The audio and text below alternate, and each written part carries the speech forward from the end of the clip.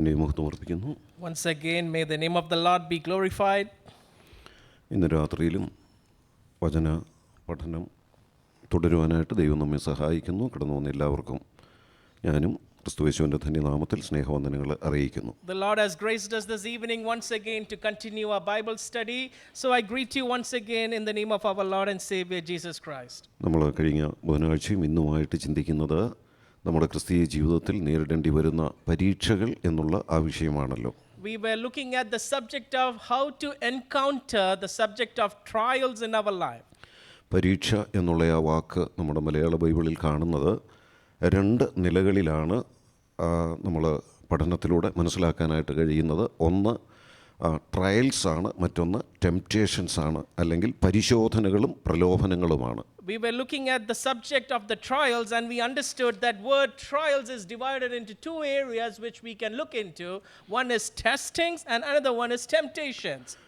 ഈ രണ്ടും തമ്മിലുള്ള വ്യത്യാസങ്ങളാണ് കഴിഞ്ഞ ക്ലാസ്സിൽ ഞാൻ ചുരുക്കമായിട്ട് ഓർപ്പിച്ചത്. In the last class we were looking at the differences between these two words over here. പരിശോധനകൾ നമ്മുടെ ജീവിതത്തിൽ ദൈവം തരുന്നത്, അത് ദൈവം തരുന്നതാണ്. Trials, when we look into or testings in our life, it is what God gives to us.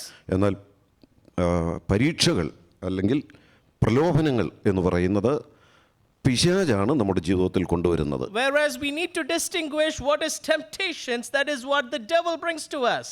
പരിശോധനകൾ ദൈവം നമ്മുടെ ജീവിതത്തിൽ തരുന്നത് നമ്മുടെ നന്മയ്ക്ക് വേണ്ടിയാണ്, നമ്മുടെ ഗുണത്തിന് വേണ്ടിയാണ്. The testings that God gives to us, it is for our benefit so that we can come closer to God. എന്നാൽ പ്രലോഭനങ്ങൾ പിശാച് കൊണ്ടുവരുന്നത് നമ്മുടെ നന്മയ്ക്കോ ഗുണത്തിനോ ഒന്നുമല്ല, നമ്മളെ നശിപ്പിക്കാനായിട്ടാണ്, നമ്മുടെ ആത്മീയ ജീവിതത്തെ ഇല്ലാതാക്കാനായിട്ടാണ് പ്രലോഭനങ്ങൾ കൊണ്ടുവരുന്നത്. But why does the devil bring temptation? The temptations the devil bring us to destroy us or destroy our Christian journey. നമുക്കറിയാം, അബ്രഹാമിനെ ദൈവം പരീക്ഷിച്ചു എന്നാണ് നമ്മൾ വായിക്കുന്നത്. We understand in the life of Abraham, God tested Abraham. എന്നാൽ കർത്താവിനെ പിശാച് പരീക്ഷിച്ചതായിട്ട് നമ്മൾ പുതിയ നിയമത്തിലേക്ക് വരുമ്പോൾ വായിക്കുന്നുണ്ട്. Whereas we look at with the same word in a different context, which means the devil tempted Jesus over there. ആ പരിശോധനകളോട് ബന്ധപ്പെട്ട് നാം കഴിഞ്ഞ ദിവസം കാണുകയുണ്ടായി. അത് നമ്മുടെ ജീവിതത്തിൽ വരികയാണെങ്കിൽ അതിന് പരാതിപ്പെടാനോ പിറുപിറുക്കാനോ നമുക്ക് ആവശ്യമില്ല, മറിച്ച് അത് സന്തോഷമെന്ന് കാണാൻ നമുക്ക് കഴിയണം. When we have those kind of testings in our life, we understood how to have an attitude not to gruntle or grumble over there, but to go forward in appreciation to God and move forward in life. എന്നാൽ പിശാച് നമ്മുടെ ജീവിതത്തിൽ പ്രലോഭനങ്ങൾ കൊണ്ടുവരുമ്പോൾ നമ്മൾ അതിലകപ്പെടാതെ സൂക്ഷിക്കണം എന്നുള്ള ഒരു മുന്നറിയിപ്പ് തന്നെയാണ് നമ്മുടെ കർത്താവിൻ്റെ വാക്കുകളിൽ ഉൾപ്പെടെ നമുക്ക് കാണാനായിട്ട് കഴിയുന്നത്. But we understand from the very words of our Lord Jesus how God itself communicates to us, be aware of the temptations that the devil brings to us. അതിലൊരു ആശയം മാത്രമാണ് അല്പം വിശദമായിട്ട് കഴിഞ്ഞ ക്ലാസ്സിൽ നമുക്ക് ചിന്തിക്കാനായിട്ട് ഇടയായത്. We only looked at one aspect of it in the last class. പരിശോധനകൾ നമ്മുടെ ജീവിതത്തിൽ വരുമ്പോൾ അത് നമ്മുടെ നന്മയ്ക്കും ഗുണത്തിനുമാണ്, അതുകൊണ്ട് അതിനെ സന്തോഷമെന്ന് എണ്ണുവീൻ എന്നാണ് നാം തിരുവെഴുത്തിൽ വായിക്കുന്നത്. We read from the scriptures how we should count the testing of our faith for the benefit of our life to come closer to God. യാക്കോബിന്റെ ലേഖനം 1-ാം അധ്യായത്തിന്റെ 2-3 വാക്യങ്ങളിലാണ് നാം അത് വായിക്കുന്നത്. We read that in James chapter 1 verse 2 to 3. എൻ്റെ സഹോദരന്മാരെ, നിങ്ങൾ വിവിധ പരീക്ഷകളിൽ അകപ്പെടുമ്പോൾ നിങ്ങളുടെ വിശ്വാസത്തിന്റെ പരിശോധന സ്ഥിരതയുള്ളവാക്കുന്നു എന്നറിഞ്ഞ് അത് അശേഷം സന്തോഷം എന്ന് എണ്ണുവീൻ. Count it all joy, my brethren, when you fall into manifold temptations, knowing that the proving of your faith worketh patience. അവിടെ വിശ്വാസത്തിന്റെ പരിശോധന എന്ന വാക്കാണ് കൊടുത്തിട്ടുള്ളത്. There we read over there how it is the proving of your faith. We read അത് നമ്മുടെ വിശ്വാസത്തെ സ്ഥിരപ്പെടുത്താൻ വേണ്ടിയാണ് എന്നും അവിടെ പറയുന്നുണ്ട്. In other words, we can say it is to make our faith consistent over there. അതുകൊണ്ടാണ് അത്തരം സന്ദർഭങ്ങളിൽ നമുക്ക് സന്തോഷിക്കാനായിട്ട് കഴിയുന്നത്. And that is why in that kind of condition, in situation, we can rejoice over here. പൗലോസ് തൻ്റെ ജീവിതത്തിൽ അത്തരം ഒരു പരിശോധനയിലൂടെ കടന്നുപോയപ്പോൾ അതിൽ സന്തോഷിച്ചെന്ന് മാത്രമല്ല, പ്രശംസിക്കുകയും ചെയ്തതായിട്ടാണ് നാം കൊരിന്ത്യർ ലേഖനത്തിലൂടെ കഴിഞ്ഞ ക്ലാസ്സിൽ ചിന്തിച്ചത്. We read about Apostle Paul when he went through such a testing, he not only celebrated, but he also rejoiced in such a situation. ഇതേ ആശയം പത്രോസിന്റെ ലേഖനത്തിലും പറയുന്നുണ്ട്. 1 പത്രോസ് 4-ാം അധ്യായം 12-13 വാക്യങ്ങളിൽ. Again we see the same situation where Peter records this in 1 Peter 4 verse 12 and 13. പ്രിയമുള്ളവരെ, നിങ്ങൾക്ക് പരീക്ഷയ്ക്കായി സംഭവിച്ചിരിക്കുന്ന അഗ്നിശോധനയെങ്കിൽ ഒരു അപൂർവ കാര്യം നിങ്ങൾക്ക് വന്നുകൂടി എന്ന് വെച്ച് അതിശയിച്ചു പോകരുത്.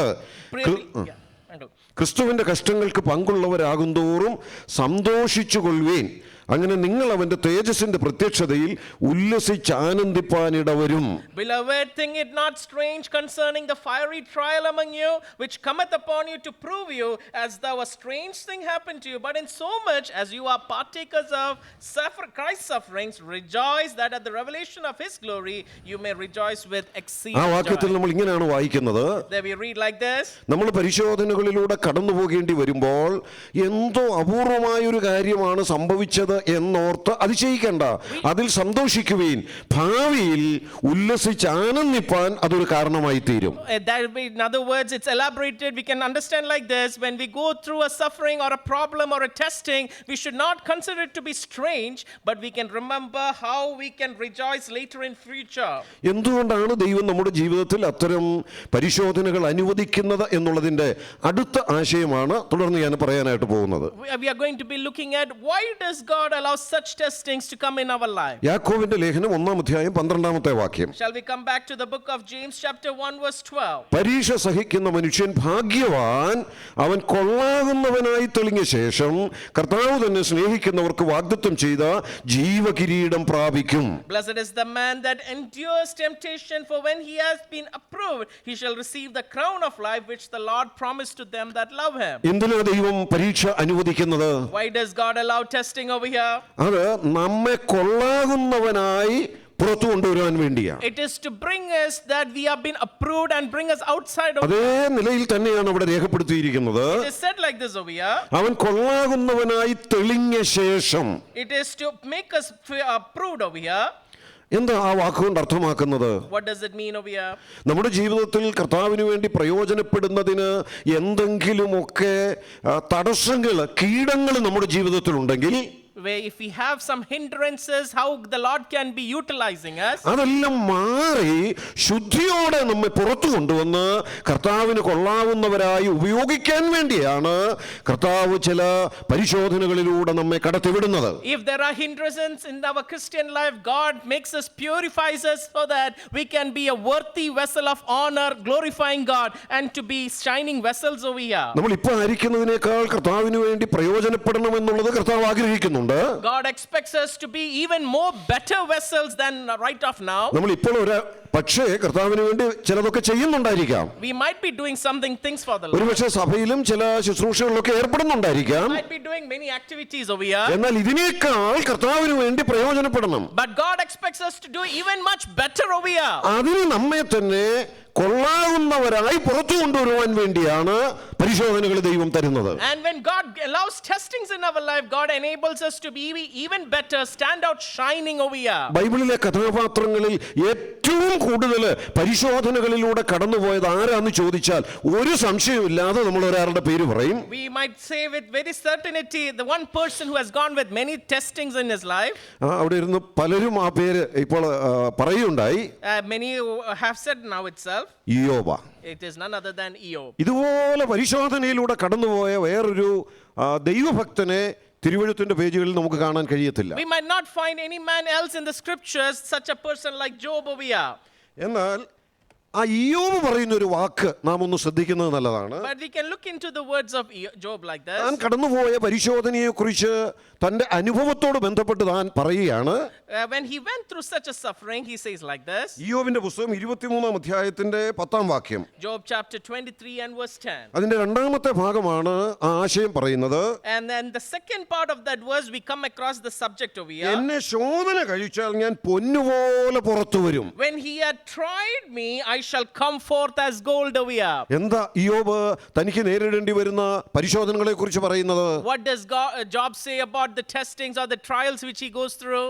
എന്നെ ശോധന ചെയ്താൽ ഞാൻ പൊന്നുപോലെ പുറത്തു വരും, അതിനു വേണ്ടിയാ. When God tries me or tests me, I will shine as gold over here. ഇതേ കാര്യം 66-ാം സങ്കീർത്തനത്തിന്റെ 10-ാം വാക്യത്തിലും പറയുന്നുണ്ട്. Again, the same things said in Psalm 66 and verse 10. നമുക്ക് ആ വാക്യം ഒന്ന് വായിക്കാം. Shall we read that? ദൈവമേ, നീ ഞങ്ങളെ പരിശോധിച്ചിരിക്കുന്നു, വെള്ളി ഊതിക്കഴിക്കുമ്പോലെ നീ ഞങ്ങളെ ഊതിക്കഴിച്ചിരിക്കുന്നു. For your God has proved us, thou hast tried us as silver is tried. എന്തിനാ നീ ഞങ്ങളെ പരിശോധിച്ചിരിക്കുന്നേ? Why have you tried us?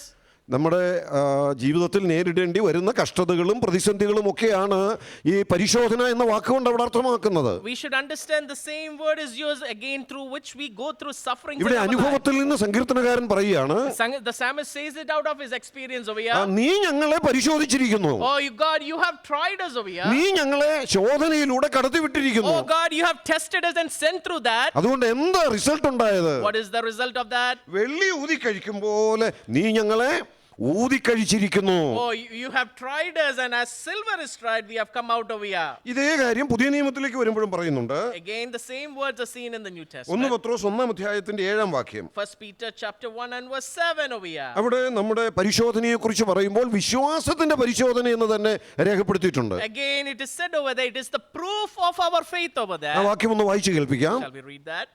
അഴിഞ്ഞു പോകുന്നതും തീയിൽ ശോധന കഴിക്കുന്നതുമായ പൊന്നിനേക്കാൾ നിങ്ങളുടെ വിശ്വാസത്തിന്റെ പരിശോധന വിലയേറിയത് എന്ന് യേശുക്രിസ്തുവിന്റെ പ്രത്യക്ഷതയിൽ പുകഴ്ചയ്ക്കും തേജസ്സിനും മാനത്തിനുമായി കാണുവാൻ അങ്ങനെ ഇടവരും. The proof of your faith being more precious than gold that perisheth through, though it is proved by fire, may be found unto praise and glory and honor. നമുക്കറിയാം, ഈ പൊന്ന് തീയിലൂടെ കഠിനമായ ചൂടിലൂടെ കടത്തിവിട്ടാണ് ശുദ്ധിയുള്ള പൊന്നായിട്ട് പുറത്തു കൊണ്ടുവരുന്നത്. We all know about the purity of gold that comes out after being pushed and stressed over there. അതിനേക്കാൾ വിലയേറിയതാണ് വിശ്വാസത്തിന്റെ പരിശോധന എന്നാണ് ഈ വാക്യം നമ്മെ ഓർപ്പിക്കുന്നത്. And we see over here it is much more even hard pressure put on our faith. യാക്കോബിന്റെ ലേഖനത്തിൽ നമ്മൾ അതേ ആശയം വായിച്ചു. We come across James in the same experience. വിശ്വാസത്തിന്റെ പരിശോധന വിലയേറിയതാണ്. Oh, the testing of our faith is so precious. ഇവിടെ നാം നേരിടേണ്ടി വരുന്ന പരിശോധനയുടെ വിലയൊന്ന് താരതമ്യം ചെയ്തിരിക്കുന്നത് ശ്രദ്ധേയമാണ്. And we should understand how it is compared with something of value over here. തീയിലൂടെ ശോധന കഴിച്ച് ശുദ്ധിയുള്ള പൊന്നു പുറത്തു വരുമ്പോൾ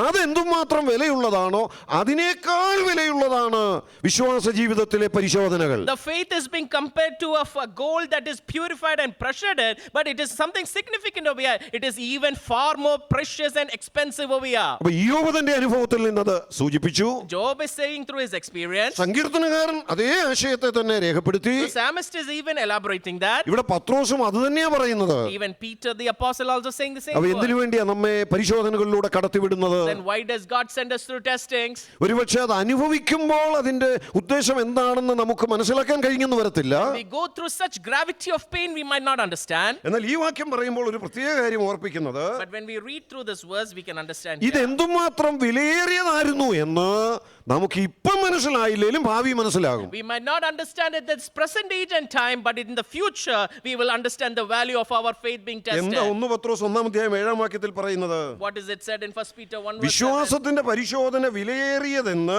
യേശുക്രിസ്തുവിന്റെ പ്രത്യക്ഷതയിൽ പുകഴ്ചയ്ക്കും തേജസ്സിനും മാനത്തിനുമായി കാണുവാൻ അങ്ങനെ ഇടവരും. Oh, the proof of our faith being even tested now, we will understand the value of it at the glory and honor at the revelation of Jesus അപ്പോൾ Christ. ഒരുപക്ഷെ ഇപ്പം നമുക്ക് അതിന്റെ വില മനസ്സിലായെന്ന് വരത്തില്ല. We might not understand at this present age and time. നമുക്കറിയാം, നാം ആരും ഇയ്യോബ് അനുഭവിച്ചതുപോലുള്ള പ്രയാസങ്ങൾ അനുഭവിച്ചിട്ടില്ല. We might be saying certainly we have not gone through the experiences of Job. ഇയ്യോബ് അനുഭവിച്ചതിന്റെ പട്ടിക വായിച്ചാൽ തന്നെ നമുക്ക് ഭയങ്കരം എന്നേ തോന്നുകയുള്ളൂ. We might go through the gravity of the pain of Job and understand it is so serious over there. എന്തുകൊണ്ട് ദൈവം അത്രയും പരിശോധനകൾ ഇയ്യോബിന് അനുവദിച്ചു കൊടുത്തു? We might be asking, why did God allow such sufferings over അല്ലെ, there? അതിന്റെ മറുവശം നാം ഒന്ന് ചിന്തിക്കുക. We should understand the other side of it. എന്തുകൊണ്ട് അത്രയും പരിശോധന നമുക്ക് അനുവദിക്കുന്നില്ല ദൈവം? We should also understand, why doesn't God allow such suffering in our life ഞാൻ now? ഒരു കാര്യം അവിടെ നിന്ന് ഇങ്ങനെ പറയട്ടെ. I am observing like this. ഇയ്യോബിനെ കുറിച്ച് ദൈവത്തിനുണ്ടായിരുന്ന അത്രയും confidence നമ്മെക്കുറിച്ചില്ല. The confidence that God has on Job, we can understand like this. God does not have it on us over here. യോബിനെ കുറിച്ച് ദൈവത്തിന് ഉറപ്പുണ്ടായിരുന്നു. God had a certainty on Job. ഇത്രയും അവന് കൊടുത്താലും Even if I gave him this much അവൻ over എന്നെ here, തള്ളി പറയത്തില്ല. he will not refute me over അപ്പൊ here. എന്തുകൊണ്ടാണ് നമുക്ക് അത്രയും തരാത്തത്? Why doesn't God allow such suffering in our നമ്മൾ life? അത്രയും പിടിച്ചു നിൽക്കുമെന്ന് ദൈവത്തിന് ഉറപ്പില്ല. God does not sure we will stand with certainty. നമ്മൾ അങ്ങനെ തന്നെ വചനത്തിൽ വായിക്കുന്നുണ്ട്. We read the same thing in the scripture. സഹിക്കാവുന്നതിനപ്പുറത്തൊന്നും തരത്തില്ല ദൈവം. God will not give us nothing much than we can suffer or endure over അപ്പൊ here. കഷ്ടതയും പ്രയാസവും ഒക്കെ ജീവിതത്തിൽ നേരിടുമ്പോഴും Even when we go through suffering and temptations, നമ്മുടെ capacity ദൈവത്തിന് അറിയാം. God understands the capacity of our faith. എത്രമാത്രം കൊടുത്താൽ ഇവൻ ഇത് സഹിക്കും, How much God gives, he will suffer or he will endure over here. എത്രമാത്രം കൊടുത്താൽ അവൻ അതിനെ നല്ല നിലയിൽ കാണുമെന്നുള്ളത് എന്റെ കപ്പാസിറ്റി ദൈവത്തിനറിയാം. God understands the capacity of our testing and how much we will tolerate over here. അതനുസരിച്ചേ ദൈവം എനിക്ക് തരുന്നുള്ളൂ. And accordingly, God will accordingly reward us, give us over here. അപ്പൊ ഇയ്യോബിന് ഇത്രയും കഷ്ടതകൾ ദൈവം അനുവദിച്ചെങ്കിൽ When God gives so much for Job over here, ഇവിടെ ഇരിക്കുന്ന നമ്മെ ഓരോരുത്തരെക്കാൾ ദൈവത്തിന് ഇയ്യോബിനെ നല്ല വിശ്വാസമായിരുന്നു. because we should understand God had more confidence on Job more than us over here. അതുകൊണ്ട് അത്രയും കഷ്ടത കൊടുത്തത്. And that is why we understand God gave അതിലൂടെ suffering, കൊള്ളാവുന്നവനായി പുറത്തു വരിക. so that Job will shine forth from those sufferings over അപ്പൊ ഇന്ന് there. നാം ചിന്തിച്ച ഒരാശയം അതാണ്. That is what we understand. One factor over here. എന്തിനാണ് ദൈവം നമ്മെ പരിശോധനകളിലൂടെ കടത്തിവിടുന്നത്? Why does God allow us or go send us through suffering? അത് വിശ്വാസത്തിന്റെ പരിശോധനയാണ്. It is for the proof of our faith over here. അത് ശോധന കഴിച്ച് പുറത്തു വരുന്ന പൊന്നിനേക്കാൾ വിലയുള്ളതാണ്. It is to make us even far more priceless and valuable more than gold. അതിന്റെ വില നമുക്ക് കർത്താവിന്റെ പ്രത്യക്ഷതയെങ്കിൽ മനസ്സിലാക്കാൻ കഴിയും. Thirdly, we can only understand the value of it at the glory and revelation of എന്നാൽ Jesus ഇവിടെ Christ. തന്നെ നമ്മെ ശുദ്ധിയുള്ളവരായി പുറത്തു കൊണ്ടുവരാനാ. And more than that, we can understand from here, it is to make us pure and help us to stand out over here. നമുക്കിതിനെല്ലാം ദൃഷ്ടാന്തം പൗലോസിന്റെ ജീവിതത്തിൽ കാണാൻ കഴിയും. We all see similarities and examples in the life of Apostle Paul. എന്തിനാ പൗലോസിന് അങ്ങനെ ഒരു ശൂലം ദൈവം അനുവദിച്ചു കൊടുത്തത്? Why did God allow such a thorn in his flesh over here? അതിന്റെ ഒരു വശം കഴിഞ്ഞ ദിവസം നാം ചിന്തിച്ചു. We understood one factor over there. എന്നാൽ അതിന്റെ മറ്റൊരു വശം ഞാൻ ഇങ്ങനെ പറയട്ടെ. Let me say another side over here. ഒരു മനുഷ്യൻ എന്നുള്ള നിലയിൽ നിഗളിച്ചു പോകാനുള്ള എല്ലാ സാധ്യതയും തനിക്കുണ്ട്. As a human, he could have taken with pride and fallen in front of God. മറ്റ് അപ്പോസ്തലന്മാരൊക്കെ ഇരിക്കുമ്പോൾ തന്റെ മനസ്സിൽ ഒരു ചിന്ത ഇങ്ങനെ വരാം. Sometimes he might have developed an attitude or a thought like this. ഇവരൊക്കെ ആരാ? ഞാൻ മൂന്നാം സ്വർഗം വരെ പോയ ആളാ. He might look down on others by saying, I have went up to the third heaven. ഇവരൊക്കെ ആരാ? ഇവരെക്കാൾ കൂടുതൽ സ്വർഗീയ ദർശനം കിട്ടിയ ആളാണ് ഞാൻ. Who are these people? I am far more superior. I have received the heavenly vision. ഇവരെക്കാൾ എല്ലാം ദൈവസഭയോട് ബന്ധപ്പെട്ടുള്ള അനേക ഉപദേശങ്ങൾ എനിക്കാണ് വെളിപ്പെട്ട് കിട്ടിയത്. I am being revealed to what the church needs and the vision of church doctrines. ഇങ്ങനൊരു ചിന്ത മനസ്സിൽ വന്നാൽ Even if such a thought comes into his heart, അതിന് എന്താ ദൈവത്തിന്റെ വചനം പറയുന്നേ? what does the word of God say about അത് that? ദൈവത്തിന്റെ വചനമല്ല, അതിനെ നമ്മളാണേലും എന്താ പറയുന്നത്? Even what we would call that, ഒരു അഹങ്കാരം, and that we call it നിഗളം എന്നാ പറയുന്നേ. it is a pride over there. ഒരു കീടം, ഒരു അശുദ്ധി അവനിലുണ്ട്. And that's where we see God gave him a അത് thorn. പുറത്തു വരാതിരിക്കാൻ And in order for that pride not to come out, ദൈവം എന്താ ചെയ്തത്? what did God do? ഒരു പരിശോധനയിലൂടെ കടത്തിവിട്ടു. Oh, he sent him through a suffering over അത് there. അവന്റെ ജീവിതകാലം മുഴുവൻ അനുഭവിക്കാൻ അനുവദിച്ചു. And he gave him that suffering for him to endure throughout his life. പൗലോസിനെ സംബന്ധിച്ചത് നിത്യതയിൽ അല്ലെങ്കിൽ കർത്താവിന്റെ പ്രത്യക്ഷതയിൽ ചെന്ന് കഴിഞ്ഞല്ല മനസ്സിലാക്കിയത്. Paul did not understand after reaching in heaven over there. ഇവിടെ വെച്ച് തന്നെ തനിക്കത് മനസ്സിലായി. Oh, he understood that beauty of the thorn in his flesh at his present age and time. എന്തിനായി ദൈവം എനിക്കിത് അനുവദിച്ചു തന്നത്? Why did God give me such a thorn? എന്റെ ശുശ്രൂഷയുടെ അഭിവൃദ്ധിക്ക് വേണ്ടിയാ. Oh, it is to improve me in my ministry. എന്നെ കൊണ്ട് മറ്റുള്ളവർക്ക് കൂടുതൽ പ്രയോജനം ഉണ്ടാകാൻ വേണ്ടിയാ. I should be a better vessel for Christ over അവ here. കൊള്ളാവുന്നവരാക്കി പുറത്തു കൊണ്ടുവരുവാൻ. It is to make me even better and come out. നമുക്കറിയാം അങ്ങനെയുള്ള ചില പ്രയാസങ്ങളിലൂടെ കടന്നു പോകുമ്പോഴാണ് നമ്മളാണെങ്കിലും കൂടുതൽ പ്രാർത്ഥിക്കുന്നതും ദൈവത്തെ വിളിക്കുന്നതും. We also know that when we go through such suffering and problems, we will also go and be in intimacy with God over there. ഇപ്പൊ ആത്മീയ ശുശ്രൂഷയോട് ബന്ധപ്പെട്ട് ശുശ്രൂഷകൾ ചെയ്യുന്ന ദൈവദാസന്മാരാണെങ്കിലും Even if it is the evangelist who serve God, ഓരോ ശുശ്രൂഷയോട് ബന്ധപ്പെട്ടും അതിന്റെ പിന്നിൽ പ്രാർത്ഥിക്കും. in every service they sit and pray fervently. എന്നാൽ അല്പം ചില ശാരീരിക അസ്വസ്ഥതകളോ ത്രോട്ടിൽ എന്തെങ്കിലും പ്രശ്നങ്ങളോ ഒക്കെ ഉണ്ടെങ്കിൽ സാധാരണ പ്രാർത്ഥിക്കുന്നതിനേക്കാൾ കൂടുതൽ പ്രാർത്ഥിക്കും. And we see even if they have some problems in their throat at that particular services, they will even be praying more over there. കൂടുതൽ ദൈവകൃപ വേണമെങ്കിൽ കൂടുതൽ ദൈവസന്നിധിയിൽ ഇരിക്കും. Even when they want the grace of God to work in their life more. അതിന് ദൈവം എന്താ അനുവദിച്ചു തന്നിരിക്കുന്നത്? And for that what does God allow? ചെറിയ പ്രയാസം. God allowed a small suffering over there. അത്തരം പരിശോധനകളെ ദൈവത്തിന്റെ വചനം പറയുന്നു വിലയേറിയതാണ്, അത് വിശ്വാസത്തിന്റെ പരിശോധനയാണ്. God says about over here, it is the testing of the faith over here. അപ്പൊ രണ്ടാമത്തെ ആശയം ഞാൻ ഇങ്ങനെ പറയട്ടെ. Second thing, let me say like this. അത് പൗലോസിന്റെ ജീവിതത്തിൽ ഞാനിപ്പോൾ ഓർപ്പിച്ചതാണ്. And that's what I reminded from the life of Apostle ആ Paul. വാക്യം നമുക്കൊന്ന് വായിക്കാം. Shall we read that verse? 2 കൊരിന്ത്യർ 12-ാം വാക്യം. 2 Corinthians chapter 12 and verse 7. അവിടെ ആ വാക്ക് പൗലോസ് പറയുന്നുണ്ട്. There we read like this. വെളിപ്പാടുകളുടെ ആധിക്യത്താൽ ഞാൻ അതിയായി നിഗളിച്ചു പോകാതിരിപ്പാൻ എനിക്ക് ജഡത്തിൽ ഒരു ശൂലം തന്നിരിക്കുന്നു. So that the reason of this exceeding greatness of the revelation, I should not be exalted over much, there was given to me a thorn in the flesh. അപ്പോൾ വെളിപ്പാടുകളുടെ ആധിക്യത്താൽ നിഗളിച്ചു പോകാതിരിക്കാൻ ദൈവം തന്നെ എനിക്കൊരു ശൂലം തന്നിരിക്കുക. So that I would not go over by my pride by these revelations, God gave me a thorn in the flesh. ആ ഒരു ശൂലം കൊടുക്കാൻ സാത്താനെ ദൈവം അനുവദിച്ചു കൊടുത്തിരിക്കുക. God allowed Satan to even bring that thorn in his life. അപ്പോൾ സാത്താനിലൂടെ അത് ചെയ്യുന്നെങ്കിലും ദൈവമാണ് അത് അവിടെ പ്രവർത്തിച്ചിരിക്കുന്നത്. Even if it is the Satan is the messenger over there, God is the control over there. എന്തിനു വേണ്ടിയാ? നിഗളിച്ചു പോകാതിരിക്കാൻ. So that we understand Paul will not fall by pride over there. ഞാൻ അതിന്റെ മറുവശം പറയട്ടെ. Let me say the other side of it. നിഗളത്തിന്റെ നേരെ എതിർവശമാണ് താഴ്മ എന്ന് പറയുന്നത്. The other side, the opposite of pride is humbleness over there. അപ്പോൾ എന്തിനാ പരിശോധനകൾ ദൈവം തരുന്നത്? Why does God allow testing in our life? എന്തിനാ നമ്മുടെ ജീവിതത്തിൽ കഷ്ടതകളും പ്രയാസങ്ങളും ഒക്കെ ദൈവം അനുവദിച്ചു When we തരുന്നത്? go through suffering, why does God allow such things in our life? നാം ദൈവസന്നിധിയിൽ നമ്മെ തന്നെ താഴ്ത്തുവാൻ വേണ്ടിയാണ്. It is to humble ourselves in front of God. അത് ഇസ്രായേൽ ജനത്തോടുള്ള ബന്ധത്തിൽ പറയുന്ന ഒരു വേദവാക്യം നമുക്കൊന്ന് വായിക്കാം. It is in connection with the life of Israel, we understand. ദിനവൃത്താന്തങ്ങൾ 8-2 വരെയുള്ള വാക്യങ്ങൾ. ആവർത്തന പുസ്തകം 8-ാം അധ്യായത്തിന്റെ 2-9 വരെയുള്ള വാക്യങ്ങൾ. Deuteronomy chapter 8 and verses 2 to 9. അവിടെ ഇസ്രായേൽ ജനത്തോടുള്ള ബന്ധത്തിൽ അവരെ ദൈവം പരീക്ഷയിലൂടെ കടത്തിവിട്ട കാര്യമാണ് പറയുന്നത്. God has he sent Israel through testing. It's been described over here. ഞാൻ അതിന്റെ ആദ്യത്തെ ഭാഗം മാത്രം ഒന്ന് വായിച്ചു കേൾപ്പിക്കുന്നു. Shall we read the first part of it? നിന്റെ ദൈവമായ യഹോവ നിന്നെ താഴ്ത്തുവാനും തന്റെ കൽപ്പനകൾ പ്രമാണിക്കുമോ ഇല്ലയോ എന്ന് നിന്നെ പരീക്ഷിച്ച് നിന്റെ ഹൃദയത്തിൽ ഇരിക്കുന്നത് അറിയുവാനുമായി നിന്നെ ഈ 40 സംവത്സരം മരുഭൂമിയിൽ നടത്തിയ വിധമൊക്കെയും നീ ഓർക്കണം. Jehovah your God had led you these 40 years in the wilderness. He might humble you to prove you to know what was in your heart, so that you would keep his commandments or not over here. എന്തിനാ ദൈവം നിന്നെ പരീക്ഷിച്ചത്? Why does God bring this testing over here? അവിടെ നാം കാണുന്ന കാര്യങ്ങൾ ഒന്ന് വേർതിരിച്ചൊന്ന് സൂചിപ്പിക്കാം. Shall we separate them and study over here? നിന്റെ ദൈവമായ യഹോവ നിന്നെ താഴ്ത്തുവാൻ.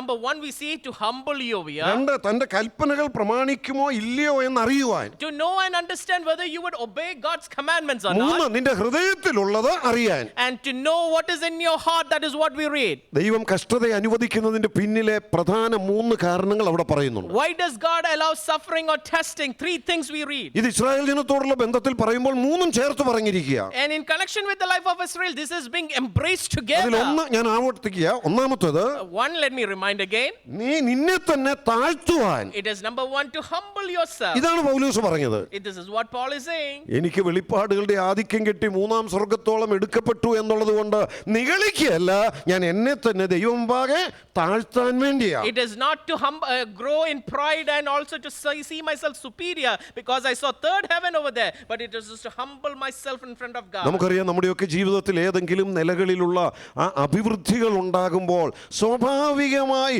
ഒരു നിഗളം വരാനുള്ള സാധ്യതയുണ്ട്. We all understand in this factor over here, when we have embraced riches or growth in our life, we might tend to take pride in our അത് life. നമ്മുടെ എല്ലാവരുടെയും ജീവിതത്തിൽ സംഭവിക്കാൻ സാധ്യതയുണ്ട്. It is the nature of our humanity over here. ഒരുപക്ഷെ ചിലപ്പോൾ ആ നിലയിലുള്ള അഭിവൃദ്ധി അനുഭവിക്കാത്ത മറ്റുള്ളവരെ കാണുമ്പോൾ ഒരു താരതമ്യത്തിലൂടെ നമുക്കൊരു അഹങ്കാരം, ഒരു നിഗളം വരാനുള്ള സാധ്യതയുണ്ട്. When we see such riches or growth in our life, success in our life, we might look down on others who have not reached to that point with superiority and inferior thoughts will come in our mind. നമ്മൾ പുതിയ നിയമത്തിൽ പ്രത്യേകിച്ച് യാക്കോബിന്റെ ലേഖനത്തിൽ ഇങ്ങനെ വായിക്കുന്നുണ്ട്.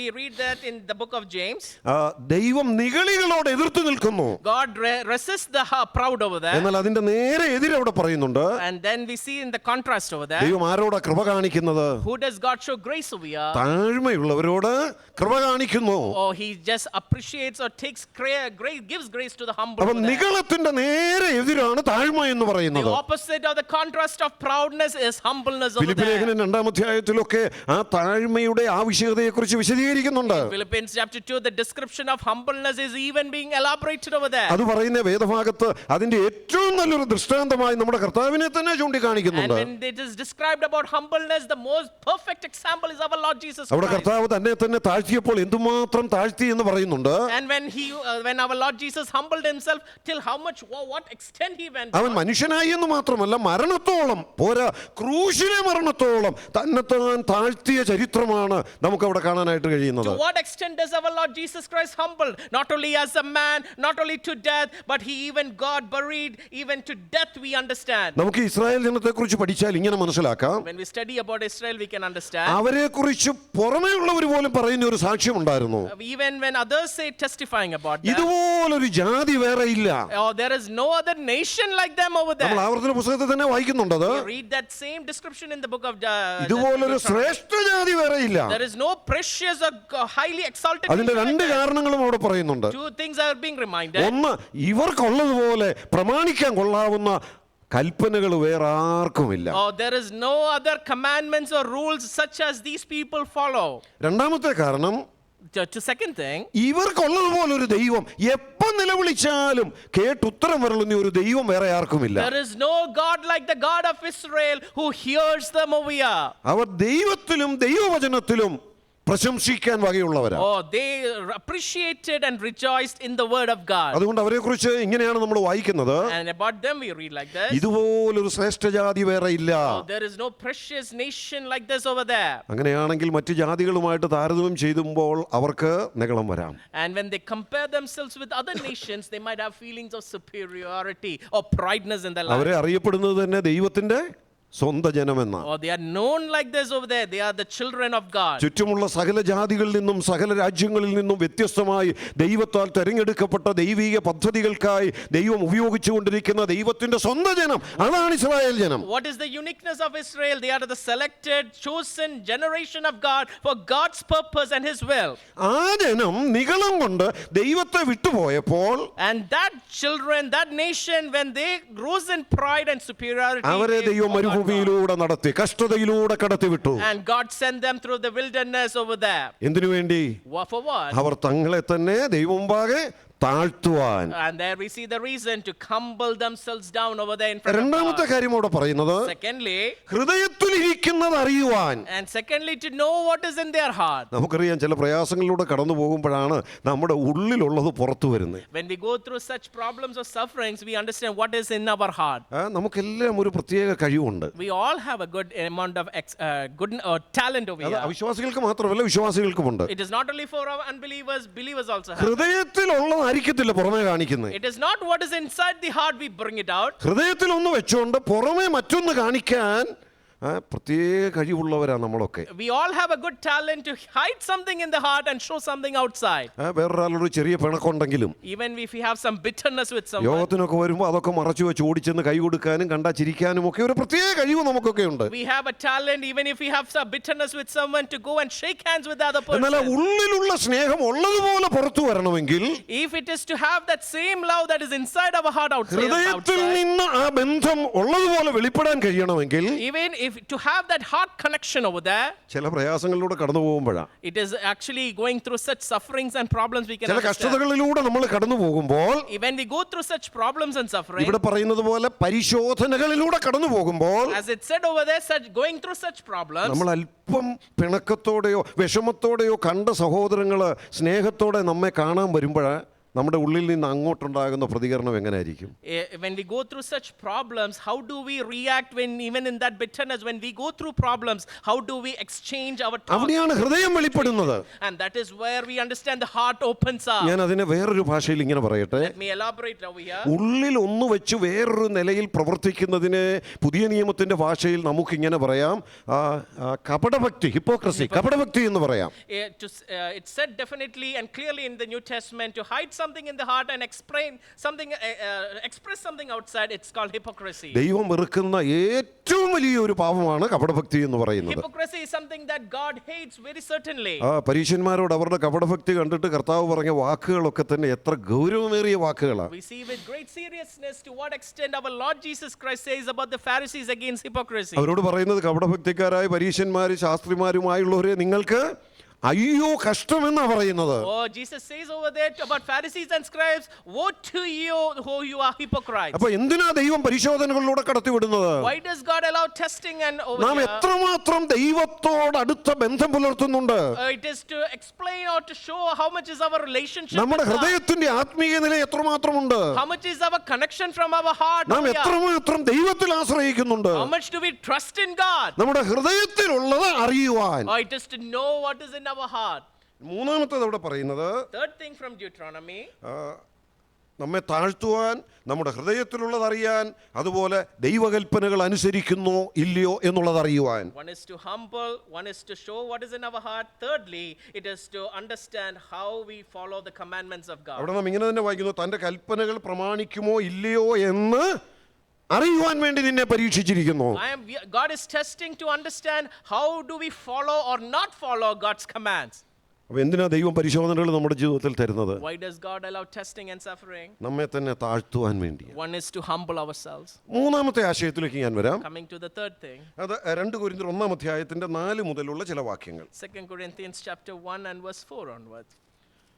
നമ്മുടെ ജീവിതത്തിൽ നേരിടുന്ന കഷ്ടതകളെയും പ്രതികൂലങ്ങളെയും പ്രയാസങ്ങളെയും കുറിച്ച് അല്പം വിശദമായിട്ട് പറയുന്ന ഒരു വേദഭാഗമാണത്. It is a passage that elaborates to us how we should understand trials and testings over here. 4 മുതൽ 7 വരെയുള്ള വാക്യങ്ങൾ ഞാനൊന്ന് വായിച്ചു കേൾപ്പിക്കാം. Shall we read verses 4 to 7? ദൈവം ഞങ്ങളെ ആശ്വസിപ്പിക്കുന്ന ആശ്വാസം കൊണ്ട് ഞങ്ങൾ യാതൊരു കഷ്ടത്തിലുമുള്ളവരെ ആശ്വസിപ്പിപ്പാൻ ശക്തരാകേണ്ടതിന് ഞങ്ങൾക്കുള്ള കഷ്ടത്തിലൊക്കെയും അവൻ ഞങ്ങളെ ആശ്വസിപ്പിക്കുന്നു. ക്രിസ്തുവിൻ്റെ കഷ്ടങ്ങൾ ഞങ്ങളിൽ പെരുകുന്നത് പോലെ തന്നെ ക്രിസ്തുവിനാൽ ഞങ്ങളുടെ ആശ്വാസവും പെരുകുന്നു. ഞങ്ങൾ കഷ്ടമനുഭവിക്കുന്നുവെങ്കിൽ അത് നിങ്ങളുടെ ആശ്വാസത്തിനും രക്ഷയ്ക്കുമാകുന്നു. ഞങ്ങൾക്ക് ആശ്വാസം വരുന്നുവെങ്കിൽ അത് ഞങ്ങൾ സഹിക്കുന്ന കഷ്ടങ്ങൾ തന്നെ നിങ്ങളും സഹിക്കുന്നതിൽ നിങ്ങളുടെ ആശ്വാസത്തിനായി ഫലിക്കുന്നു. നിങ്ങൾ കഷ്ടങ്ങൾക്ക് കൂട്ടാളികളാകുന്നത് പോലെ ആശ്വാസത്തിനും കൂട്ടാളികളെന്നറിയാൽ നിങ്ങൾക്ക് വേണ്ടി ഞങ്ങളുടെ പ്രത്യാശ ഉറപ്പുള്ളതാകുന്നു.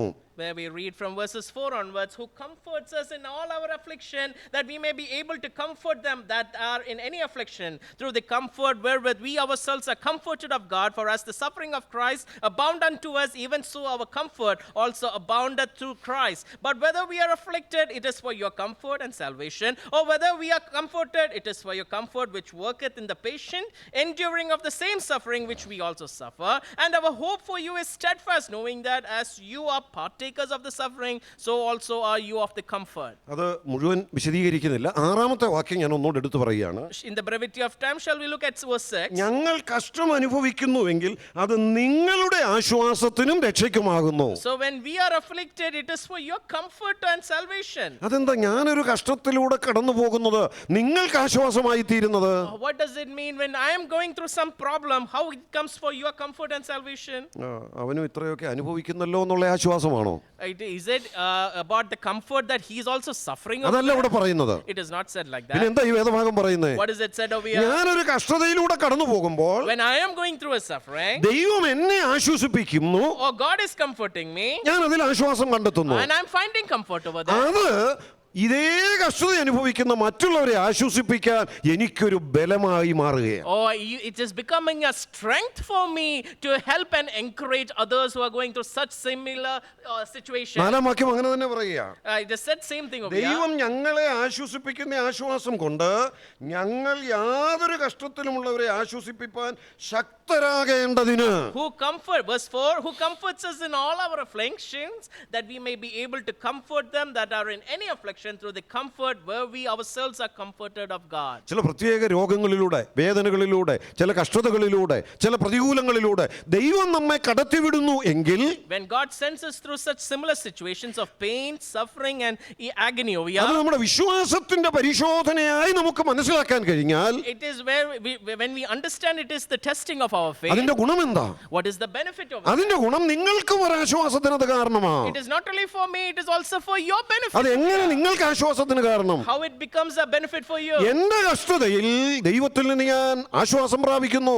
In my suffering, I am finding comfort from നമ്മൾ God. കഴിഞ്ഞ ദിവസം പൗലോസിന്റെ അനുഭവത്തിൽ നിന്ന് ചിന്തിച്ചതാണ്. We already understood that from Apostle Paul's എന്റെ suffering. ബലഹീനതയിലാണ് ദൈവശക്തിയുടെ പൂർണ്ണത എനിക്ക് അനുഭവിക്കാൻ കഴിയുന്നത്. In my weakness, I see the beauty of God's glory in my life. ഞാനൊരു പ്രയാസത്തിലൂടെ കടന്നു പോകുമ്പോൾ ദൈവ സാന്നിധ്യം അനുഭവിക്കുന്നല്ല, It is not only just I understand when I'm going through a suffering, I enjoy the presence of God. കേവലം ദൈവശക്തി ഭാഗികമായിട്ട് അനുഭവിക്കുന്നല്ല. It is not partially I'm enjoying the strength of പിന്നെ God. എന്താ പൗലോസ് അവിടെ പറയുന്നേ? What is Paul saying over there? ദൈവശക്തിയുടെ തികവ്, The sufficiency of God in we അതിന്റെ understand. പൂർണ്ണത ദൈവം നമ്മിൽ വ്യാപരിപ്പിക്കുക. It is the completeness of God in my life over here. അത് ഞാൻ അനുഭവിക്കുമ്പോൾ I am enjoying it when I do എനിക്ക് that. ആശ്വാസം കിട്ടുക. Oh, I am enjoying comfort അപ്പൊ over there. എനിക്കത് ആശ്വാസത്തിന് കാരണമാണെങ്കിൽ, When I enjoy that comfort, ഇതേ കഷ്ടത അനുഭവിക്കുന്നവരെ എനിക്ക് ആശ്വസിപ്പിക്കാനുള്ള ശക്തി കിട്ടുക.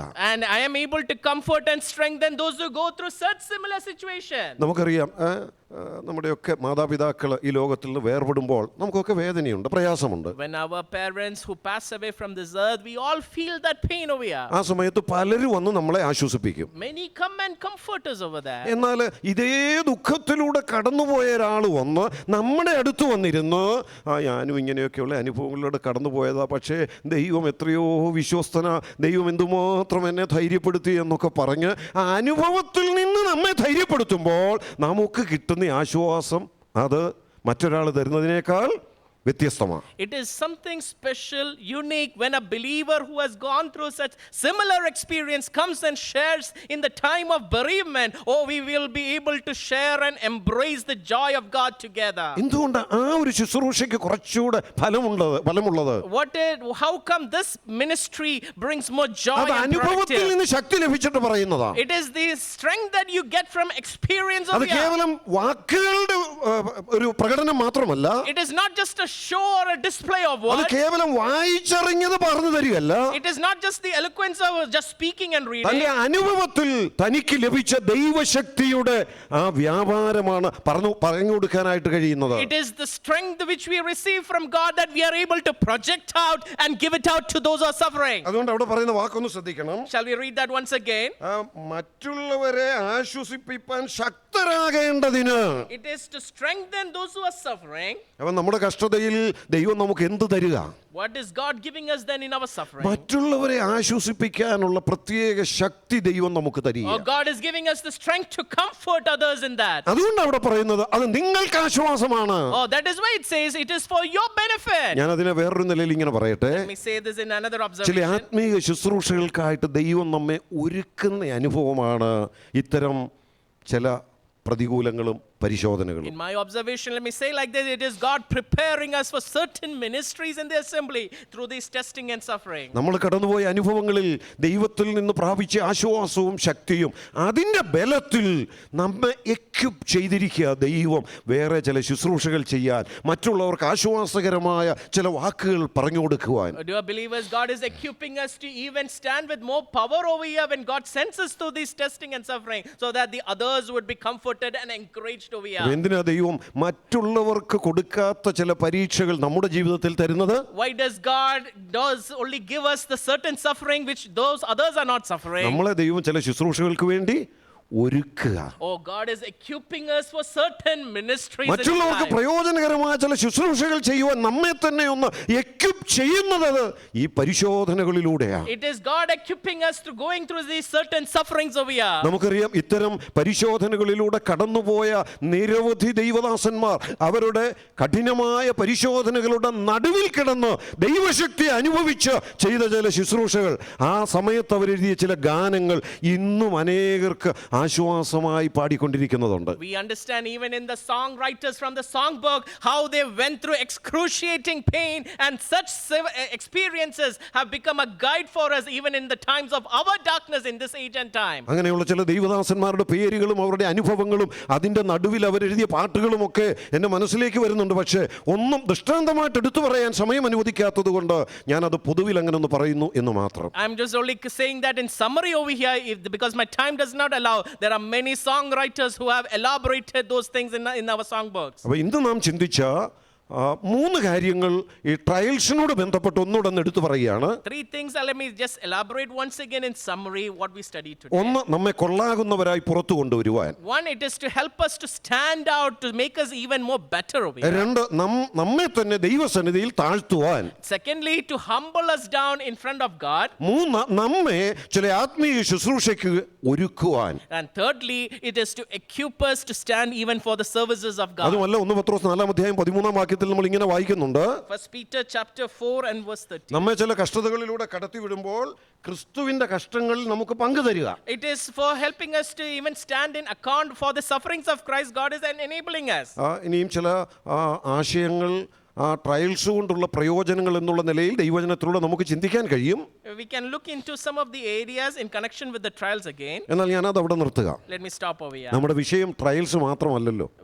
Our subject is not only trials. Trials and temptations എന്നുള്ളതാണ്. It is also temptations. അതുകൊണ്ട് രണ്ടാമത്തെ ഭാഗത്തേക്ക് പ്രവേശിച്ച് ചുരുങ്ങിയ ചില നിമിഷങ്ങൾ ചില കാര്യങ്ങൾ ഓർപ്പിക്കാം. Let me also take that other side and then conclude over here.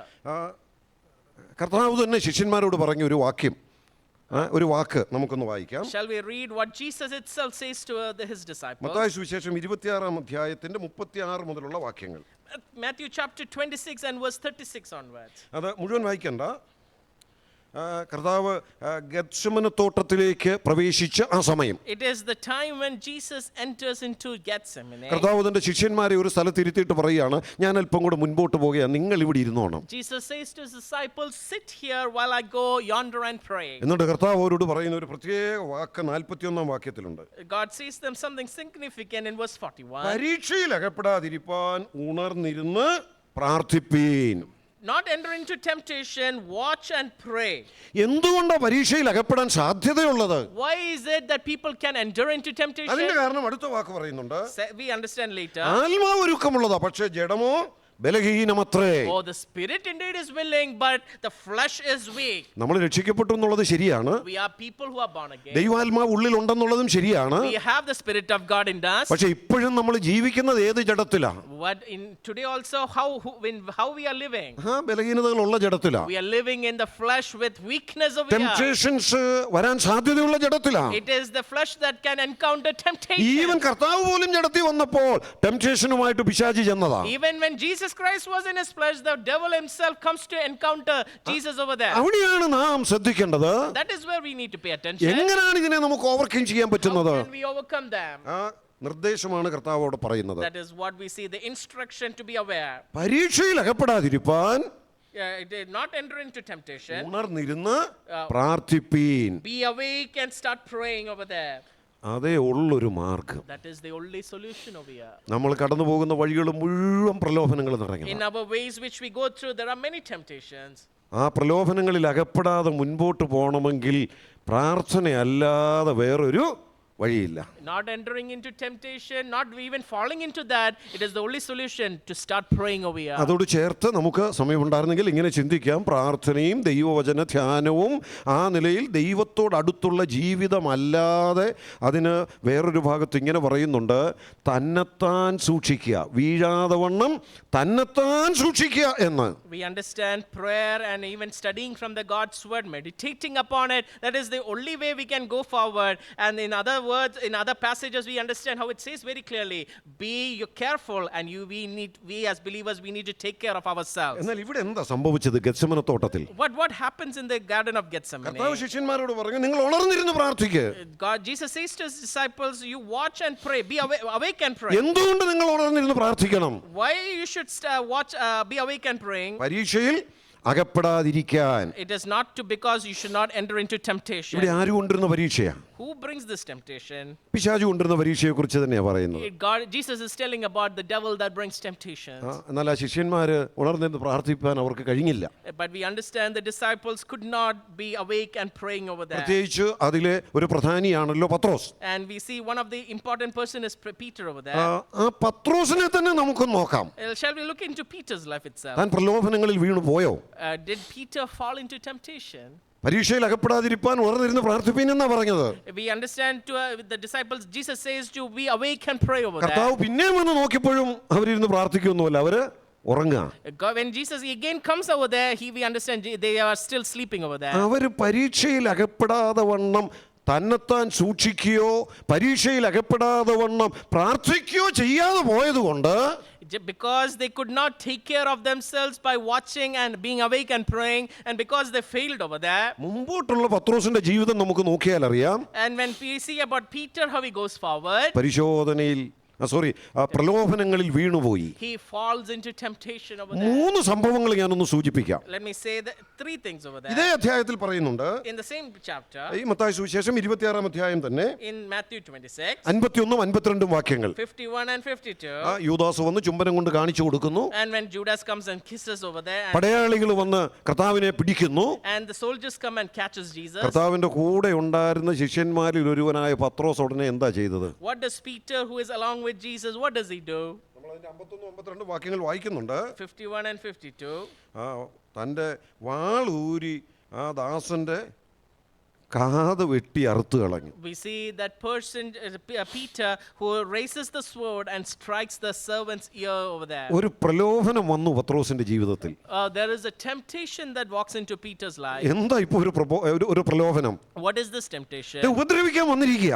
It is to strike someone. എങ്ങനെ ഇതിനോട് പ്രതികരിക്കേണ്ടത്? How to respond to that? കർത്താവ് നേരത്തെ പഠിപ്പിച്ചിട്ടുണ്ട്. Jesus itself has ശത്രുക്കളെ സ്നേഹിക്കണമെന്ന്. It is to love your enemy. ഇവിടെ തന്നെ കർത്താവ് അവനോട് പറയുന്നുണ്ട്. Again over here. ഇതല്ല എന്റെ മാർഗം. This is not my method. നീ ആ വാളെടുത്ത് ഉറയിലിടുക. Put back your sword in. ഈ ചിന്ത പിശാച് കൊണ്ടുവന്നാ നിന്റെ മുന്നിൽ. This is the devil bringing this to you. ഇതാ കർത്താവ് പോലും പറയുന്നത്. Even Jesus says this over here. പക്ഷേ ആ പ്രലോഭനത്തിൽ പത്രോസ് വീണുപോയി. But we see Peter failing into temptation. പെട്ടെന്ന് ദേഷ്യം വരുന്ന ഒരു പ്രകൃതം.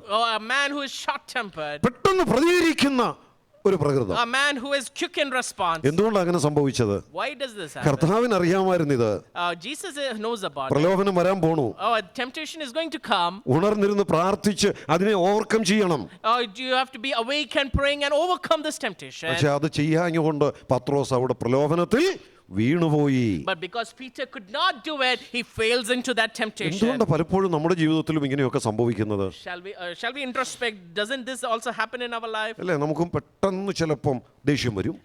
We should understand we also come across such temper. വേണ്ടാത്തൊക്കെ ചിലപ്പം പെട്ടെന്ന് പറഞ്ഞു പോകും. Sometimes words flow from our mouth. പിന്നീട് ചിന്തിക്കുമ്പോൾ ഇങ്ങനെ തോന്നും, അയ്യോ അത് വേണ്ടായിരുന്നു.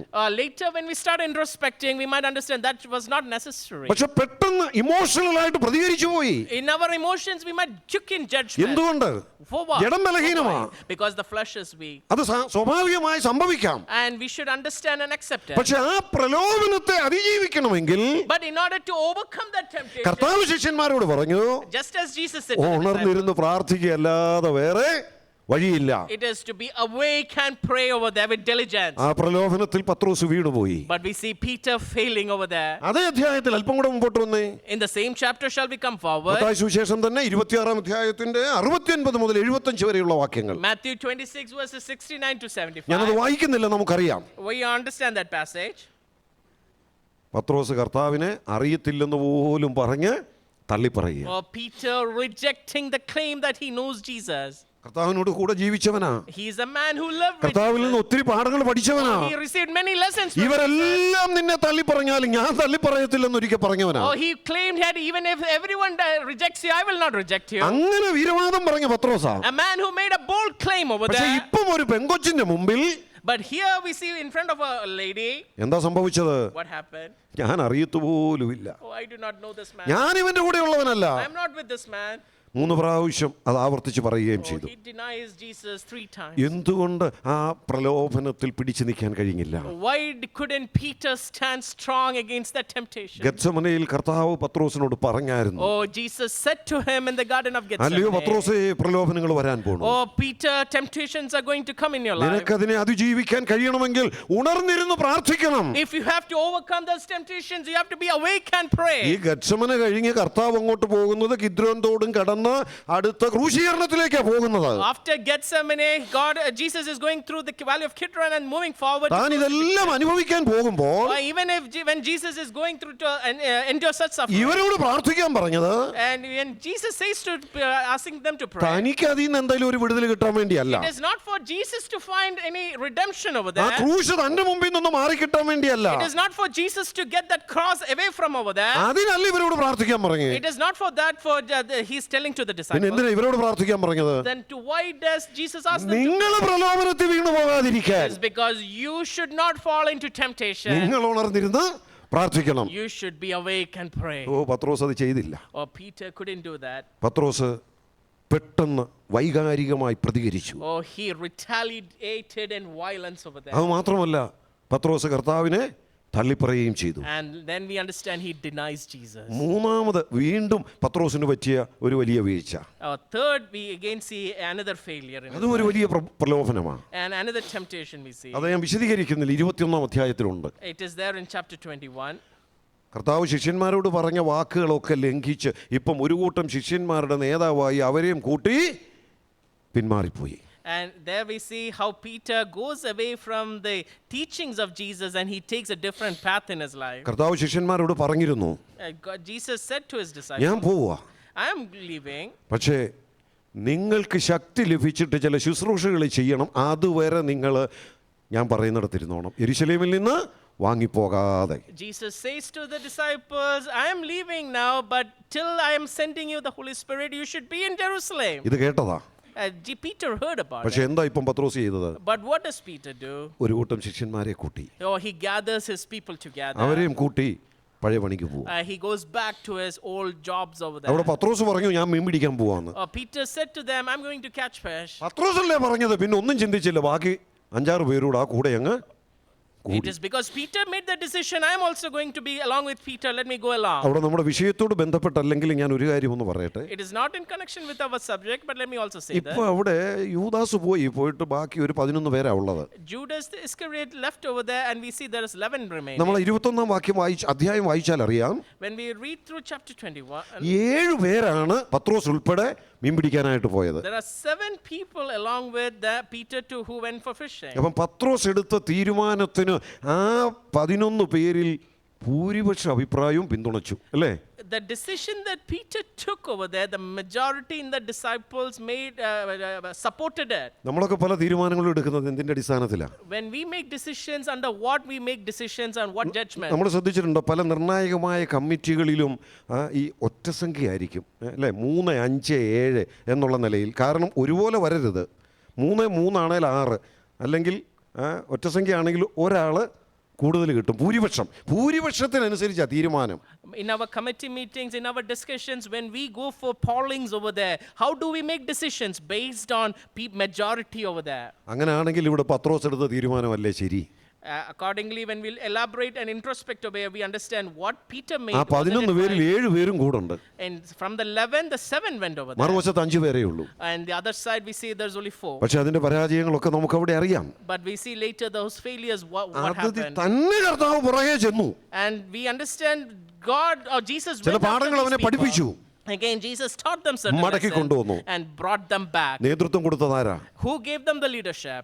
പത്രോസ്. And that we see it's Peter. ഒരു ചിന്ത മനസ്സിൽ, Let me see over here. ഇനി എങ്ങനെ ജീവിക്കും?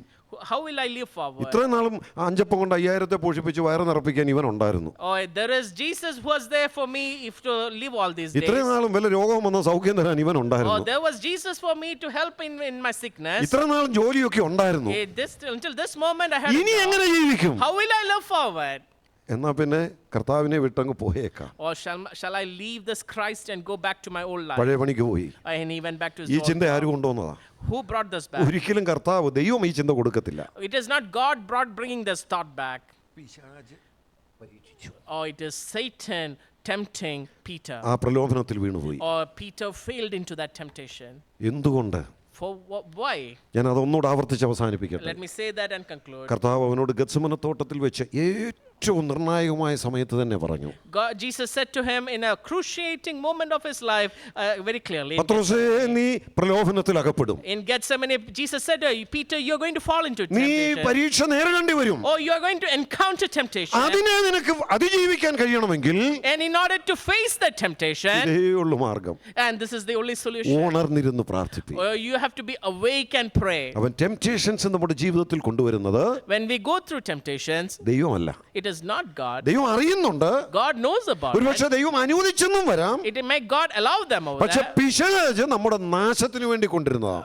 The devil brings those temptations for our destruction. അത് തിരിച്ചറിയാൻ നമുക്ക് കഴിയണം. We should be able to discern them. അതിനെ അതിജീവിച്ച് മുൻപോട്ട് പോകാൻ നമുക്ക് കഴിയണം. We should be able to overcome them. പ്രാർത്ഥനയിലൂടെ ടെംപ്റ്റേഷൻസ് അതിജീവിച്ച് മുൻപോട്ട് പോകുവാൻ ദൈവം നമ്മെ സഹായിക്കട്ടെ. May the Lord help us by prayer to overcome and move forward against these temptations. Trials and temptations, പരിശോധനകളും പ്രലോഭനങ്ങളും, ആ വിഷയം സംബന്ധിച്ച് ചുരുക്കം ചില കാര്യങ്ങൾ മാത്രമാണ് നമുക്ക് ചിന്തിക്കാൻ കഴിഞ്ഞത്. Trials and temptations, we were only able to look at a few things. അത് രണ്ടും തമ്മിലുള്ള വ്യത്യാസം എന്താണെന്ന് മനസ്സിലായെന്ന് ഞാൻ കരുതുന്നു. I'm hoping everyone was able to distinguish the difference between അത് these two. രണ്ടും വരുമ്പോൾ എങ്ങനെ നാം പ്രതികരിക്കണമെന്നുള്ളതും നാം വചനത്തിലൂടെ കാണുകയുണ്ടായി. We were able to see when these two things come against us, how to overcome them. നമ്മുടെ വിശ്വാസ ജീവിതത്തിൽ മുൻപോട്ട് നേരിടേണ്ടി വരുന്ന ഇത്തരം അനുഭവങ്ങളിൽ എങ്ങനെ പ്രതികരിക്കണമോ അതുപോലെ പ്രതികരിച്ച് മുൻപോട്ട് പോകുവാൻ ഈ ഒരു ചെറിയ പഠനത്തിലൂടെ ദൈവത്തിൻ്റെ ആത്മാവ് നമ്മെ സഹായിക്കട്ടെ. ദൈവനാമം വാഴ്ത്തപ്പെടും. May the Spirit of God enable us to face them by the scriptures. May God's name be glorified.